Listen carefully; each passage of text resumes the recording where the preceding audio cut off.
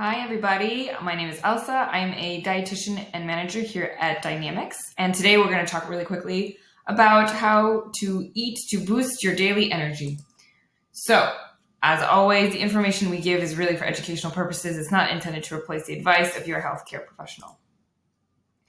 We're going to cover 4 different topics. Today we're going to cover what foods will help you, what foods will hurt you in terms of energy, small frequent meals and snacks, so a little bit about timing as well as the choices, and liquids, water, coffee, alcohol, all those things that kind of go into energy.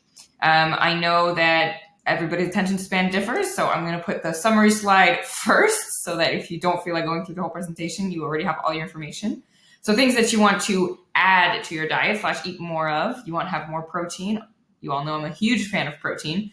Protein can help boost your energy. You want to have vegetables and fruits for those antioxidants and those vitamins and minerals. You want to have your omega-3s to help reduce fatigue. What do you want to eliminate when you want to minus or reduce? I don't want to ever reduce and eliminate something completely. We just want to reduce it enough so that we can add the other good stuff. Pastries and sugary foods and drinks, we kind of want to reduce. Refined grains like white pasta, white potatoes, white bread, things like that. Fried food, things that are really heavy in fat. In terms of timing, we want to try to eat every 3 to 4 hours. And in terms of liquids, we want to first hydrate with water and then reach for our coffee. I'll explain to you why in a minute. And we want to drink our alcohol in moderation because it can have a huge impact on our energy levels. So for those who want to tune out, go ahead and close the video. For those who want a little bit more information about what I just said, let's go through it. 1, what's helpful? Helpful foods, things that are going to boost your energy. Number 1, antioxidants. Antioxidants are things that help reduce free radicals in the body. Free radicals are pro-inflammatory things that kind of make all of the energy go towards fighting that inflammation. So we want to help ourselves by having foods that will give us a boost. Antioxidants are found in lots of different foods, but in high amounts in berries, strawberries, cherries, blueberries, etc., and dark colored vegetables. Dark colors, I'm talking those deep, rich purples, greens, those kind of things. They're also found in things like dark chocolate and nuts. Energy supplying protein. Protein is a very common theme in all of these things, but basically protein is going to allow you to keep your energy levels stable. They're really, really important. We find protein in, if you remember from the previous presentation, if you tuned in, we want lean meats, beans, nuts, seeds, tofu, eggs, and dairy proteins. All of those have a lot of protein in them. And we want fiber. Fiber helps slow down the digestive process so that you don't get all of your energy in one spurt, but you rather get it gradually over time. Whole grains, so things that have whole grain bread, sweet potatoes, things like that have a little bit more fiber. Vegetables and fruits obviously also have a lot of fiber in them. Omega-3s. Omega-3s are a fat compound in the body. They help fight inflammation as well, and they have been proven in some studies to reduce fatigue. So we find our omega-3s in pink fish, that's salmon, tuna, sardines, flaxseed, chia seeds, and hemp seeds. We want to be having these often, so I'm talking more than a couple times a week. Ideally for all of your seeds, chia seeds, hemp seeds, flax seeds, you can try to incorporate them daily. A tablespoon a day of any one of these is going to help fight your inflammation, help boost your energy. And vitamins and minerals. Vitamins and minerals are these micronutrients that keep the body healthy. They keep the processes running smoothly. Sometimes fatigue comes just from a lack of these, not in the right amounts, not in the right quantities. So if we can maximize our vitamins and minerals especially because no one gets enough of these different colored fruits and vegetables. I'm not talking all of one color or all of only ever one fruit. We want to diversify as much as possible. Make your plate colorful, make it the rainbow. So those are the things that will help us. Now, what's going to hurt us? What's going to hurt us, you can't really see too much on this side, but there are 4 things that we want to kind of avoid because they all feature 2 common themes. 1, foods that are high in saturated fats. Saturated fats are fats that tend to be linked with more of unhealthy heart disease type of things. That doesn't mean you should never eat any of them. That doesn't mean that you can't include them daily, but we want to reduce the amount so that we can include some of that other good stuff. And also having foods high in saturated fat can increase fatigue. It can take a lot of time to digest these things, etc. The flip side of that is we want to avoid foods that are high in quick carbs. So I'm talking really fast digesting carbs like sugar and refined grains type of carbs. So, for example, pastries. Pastries have quite a lot of fat. They're usually made with a lot of butter, a lot of oil, and they have a lot of times high in sugar. Danishes, muffins, etc. We want to try to avoid those if we can. Refined grains like white bread, potatoes, white rice, white pasta. These things digest really quickly. They give you a boost, and then you get a crash. I think everyone's experienced the big plate of pasta post mashed potatoes Thanksgiving meal where you just feel really sleepy. On the flip side, you can also experience that on a daily basis after, let's say, a big lunch. This comes from having, in part, a lot of the refined grains, these carbs that digest really quickly. They peak the blood sugar and then they crash, leaving you more tired than before. We also want to avoid these fried foods because they're high in saturated fats, chips, chicken wings, convenience foods, donuts, etc. And on the bottom there, you can't see, it says sugary drinks. Sugary drinks are things like juice, soda, energy drinks. These, again, they're high in the sugar, especially because they're liquid. They get absorbed really quickly. Then they cause a peak in the blood sugar, and then they crash lower than before, leaving you tired. So you have what you should do, you should include, you have what you should avoid or reduce. Now let's talk a little bit about timing, small frequent meals. Why I want everyone to eat every 3 to 4 hours. Why?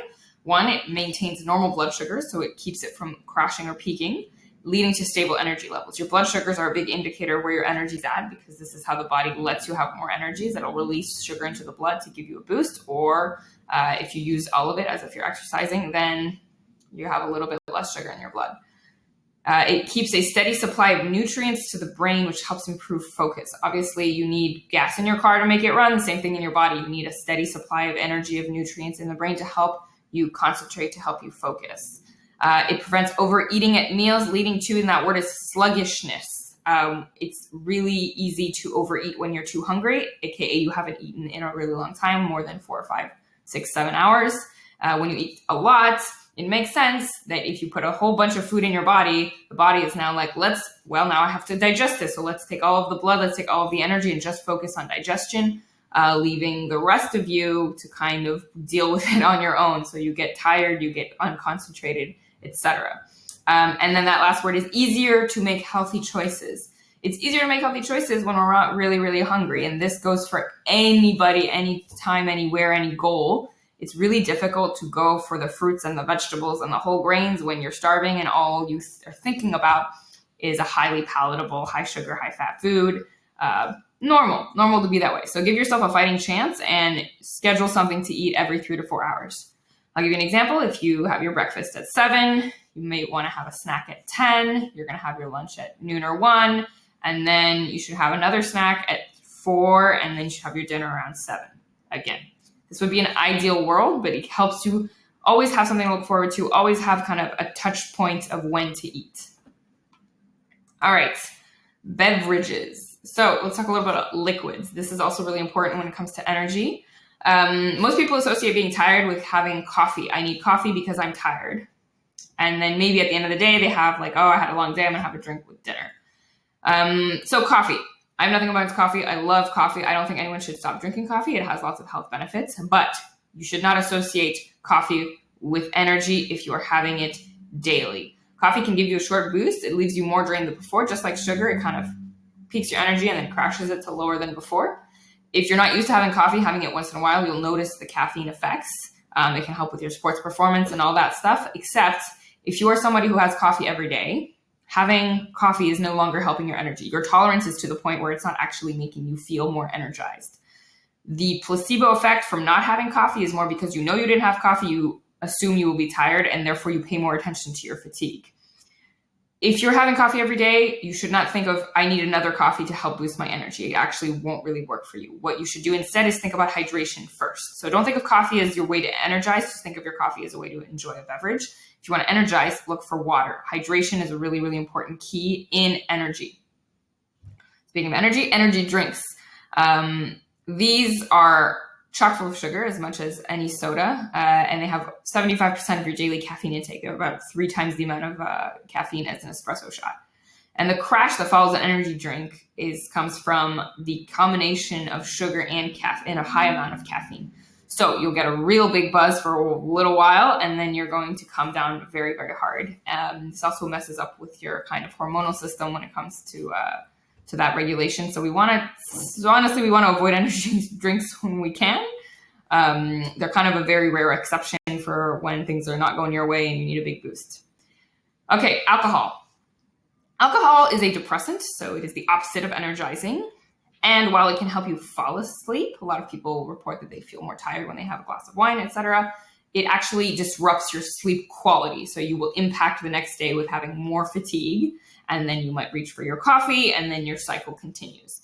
So what to do instead of this kind of caffeine alcohol cycle is to first hydrate yourself before you consider any other extra beverages. Drinking water is one of the easiest ways to boost energy, as fatigue is a symptom of mild dehydration. A lot of people are mildly dehydrated in their daily life from their day-to-day, just chronically. If you want to know how much, you should be having about half an ounce to an ounce per pound of your body weight. Or if that's too much for you, if you look and you see that it's 2 or 3 liters, start with doubling whatever you do right now and keep doubling it until you get to that half ounce to 1 ounce per pound goal. We want to start gradually, otherwise the body's not going to really enjoy having a bunch of liquid in it, and then you're going to go to the bathroom the entire day. All right, so we've done all of the what to do and what not to do. Let's take an example look. So I'm going to give you a whole day's worth of where you're not helping yourself energize, and I'm going to tell you how to change it so that you do give yourself a little bit of boost, eat a little healthier, get your whole day going. So, for example, if you usually are running late in the morning and so you skip breakfast, or if you just skip breakfast in general and instead you just have a coffee at work, what you should do instead is that you should have breakfast because you want to start your day off right.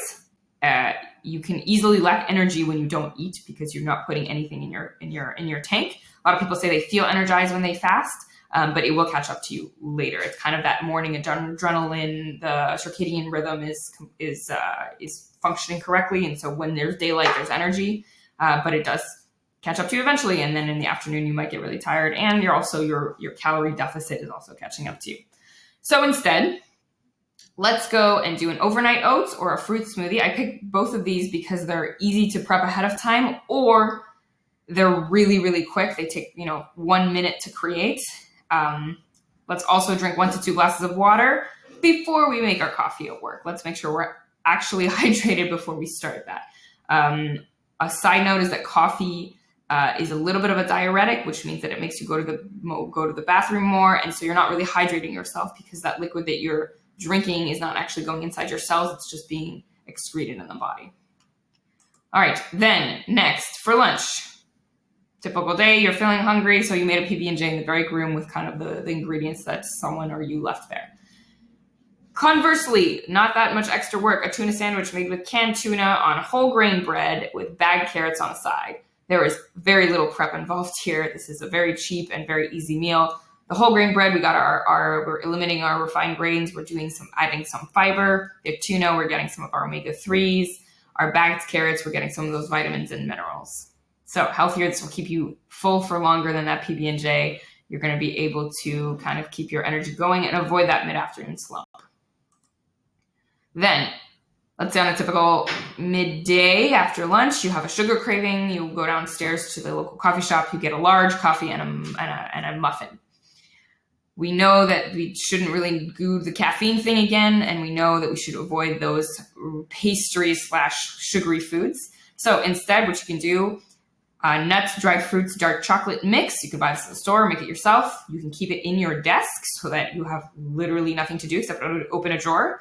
Our nuts are giving those omega-3s. The dried fruit and dark chocolate are giving those antioxidants. Our dried fruit are additionally giving a little bit more of those vitamins and minerals.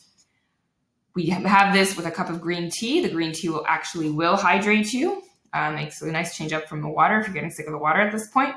And where it's getting a lot less caffeine than a large drip coffee from a coffee shop. And finally, the last part of your day, you're starving after you have that day of the no breakfast PB&J and a muffin. So you make yourself a big plate of spaghetti and meatballs. Yum, right? Let's switch it up a tiny bit. Let's make the pasta whole grain so we include more of that fiber. It digests more slowly. Let's reduce the portion of pasta so that we're not overloading the digestive system with this need to digest all the pasta at the same time. Let's make these meatballs turkey instead to reduce our saturated fats. and we're making a larger part of this protein related. And let's add some vegetables, because we know vegetables that have fiber, they have antioxidants, and they have these vitamins and minerals that we really, really need.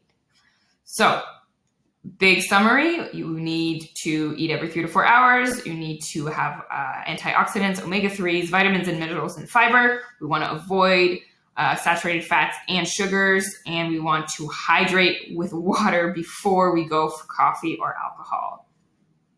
And that should be, along with, you have a lot of sources and links here that you can consult if you want a little bit more extra information. This is a great way to kind of get yourself going and boost your energy. As always, our lines are open for DMs or questions, and you can always reach out to me personally at elsachute.nutrition on Instagram. Thank you.